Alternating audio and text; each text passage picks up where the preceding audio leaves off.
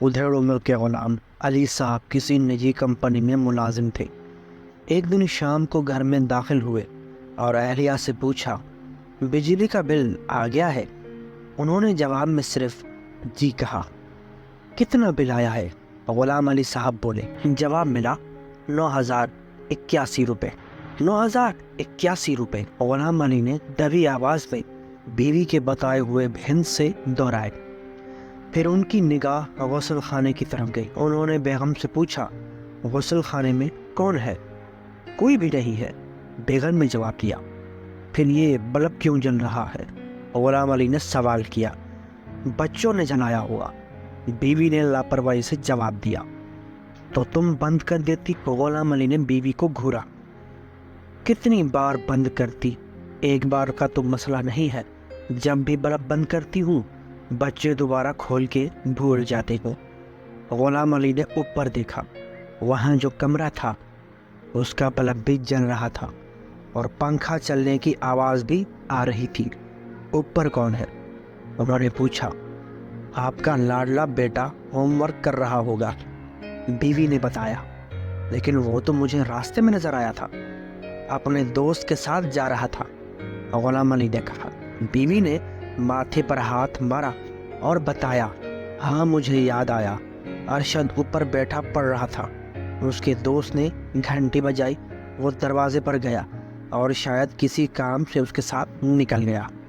غلام علی نرم لہجے میں بولے، تو اسے چاہیے تھا کہ پنکھا بند کرتا اور بلب بند کر کے جاتا۔ بیوی نے جواب دیا، اب اسے کیا معلوم تھا کہ اس کا دوست اسے کہیں لے جائے گا؟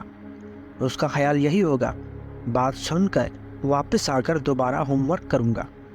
غلام علی نے صبر کا دامن ہاتھ سے نہیں چھوڑا، بڑے دھیمے لہجے میں سمجھایا، ارشد اگر دوست کے ساتھ چلا گیا تھا تو تمہیں چاہیے تھا کہ کسی بچے کو اوپر بھیج کر پنکھا اور بلب بند کروا دیتی۔ فرض کیا ارشد 2 گھنٹے بعد گھر آتا ہے، تو کیا جب تک اوپر کے کمرے کا پنکھا چلتا رہے گا اور بلب جلتا رہے گا؟ بیوی نے بیزاری سے جواب دیا، اب میں کیا کروں؟ کہاں سے دھیان دوں؟ یہ بچوں والا گھر ہے، ان کی غلطی ہے، آپ ہاتھ منہ دھو لیں، میں کھانا گرم کر دی ہوں۔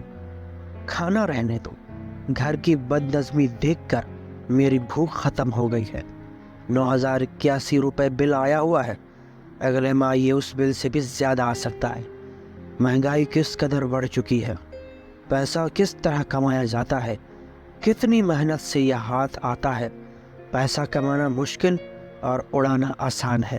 اگر تندور میں آگ جل رہی ہو اور ہمارا 100 کا نوٹ تندور میں گر کر جل جائے تو ہمیں افسوس ہوگا کہ 100 روپے کا نوٹ ضائع ہو گیا ہے، لیکن یہی روپے ہم اپنی غفلت، سستی اور بے وقوفی سے بجلی کے بھاری بلوں کی نظر کر دیں تو کیا افسوس نہ ہوگا؟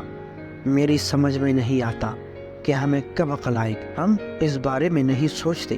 مجھے یقین ہے اگر ہم احتیاط کریں اور فالتو بلب بند کر دیں تو 3,081 روپے کا بل آئے گا۔ یہ 6,000 بے احتیاطی والے بچ جائیں گے۔ یہی روپے ضرورت کی دوسری گھریلو چیزیں خریدنے پر خرچ کیے جا سکتے ہیں۔